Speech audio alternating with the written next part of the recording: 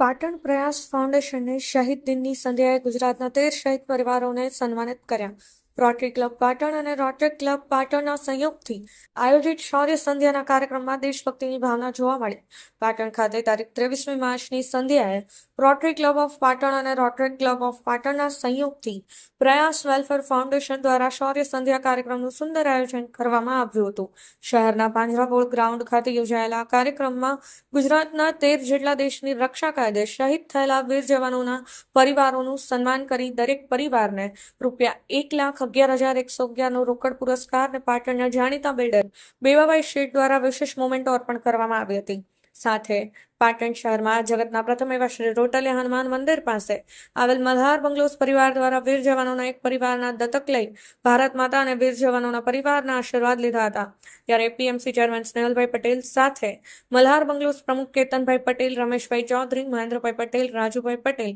હિનેશભાઈ પટેલ, વિષ્ણુભાઈ પટેલ, જીગરભાઈ પટેલ, પિયુષભાઈ ચૌધરી, સંજય ભાટિયા સમગ્ર મલ્હાર બંગલોઝ પરિવાર વતી સુરેન્દ્રનગરના વીર જવાનના પરિવારને મોમેન્ટો એની સાથે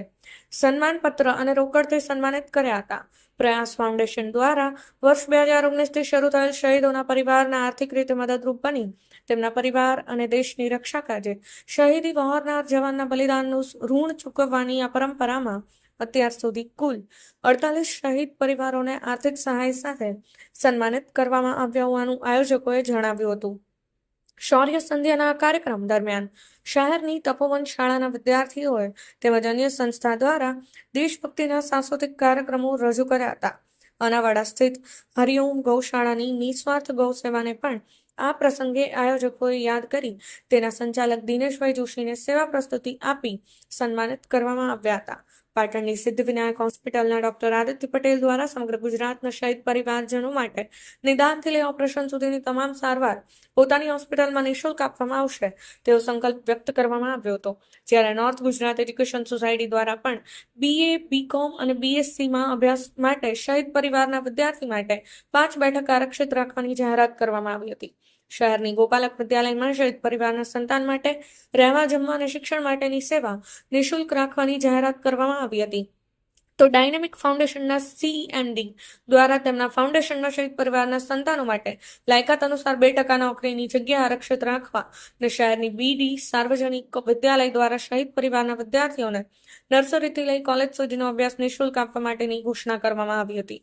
શૌર્ય સંધ્યાના કાર્યક્રમમાં રાષ્ટ્રીય સ્વયંસેવક સંઘના વિશ્વ વિભાગ પ્રચારક Ravikumar Iyer, colonel Sushilkumar Dahiya, NCC commanding officer, જમાવટના ફાઉન્ડર દેવાંશી જોશી, જિલ્લા પંચાયત પ્રમુખ હેતલબેન ઠાકોર, પૂર્વ પ્રદેશ મહામંત્રી KC પટેલ, નગરપાલિકા પ્રમુખ હિરલબેન પરમાર સહિત જિલ્લા વહીવટીતંત્રના અધિકારીઓ અને મોટી સંખ્યામાં પાટણના નાગરિકોએ ઉપસ્થિત રહી શહીદોને શ્રદ્ધાંજલિ અર્પણ કરી શૌર્ય સંધ્યાના આ કાર્યક્રમમાં કમલેશ પટેલ, પાટણ એક્સપ્રેસ, પાટણ.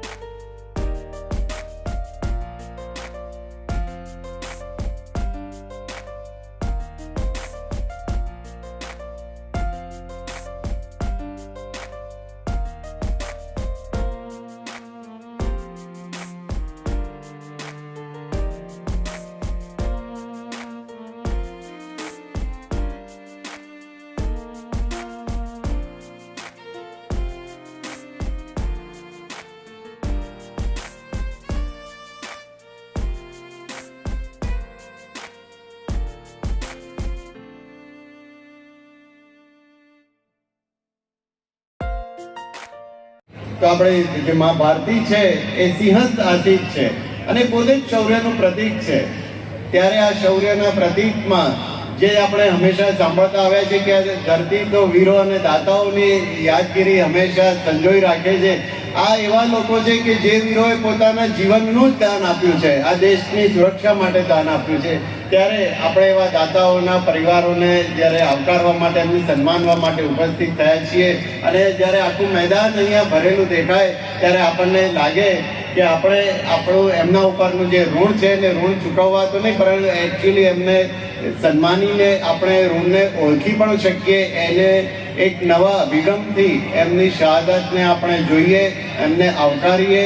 એવા અભિગમ સાથે આ કાર્યક્રમનું જે આયોજન થયું છે એ ખરેખર આવકારનીય છે. એક નાનકડી વાત કરી દઈશ અને મારી વાત પૂરી કરીશ કે તનુજા ચંદ્રા નામના એક લેડી ફિલ્મ ડિરેક્ટર હતા અને એમણે એક સુંદર વાત કરી હતી જ્યારે ભારતની 75 વર્ષની થઈ રહી હતી ઉજવણી ત્યારે,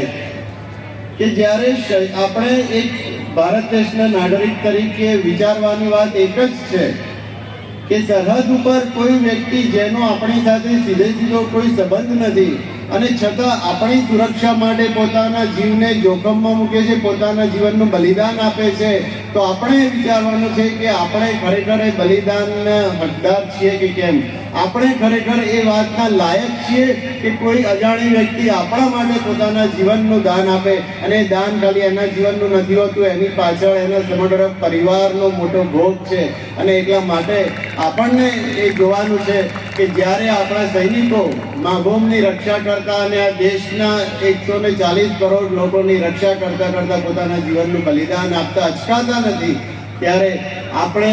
ભલે સરહદ પર ન હોઈએ પરંતુ આ દેશની અંદર રહીને દેશની સુરક્ષા માટે, દેશની સલામતી માટે અને દેશના વિકાસમાં આપણું યથાયોગ્ય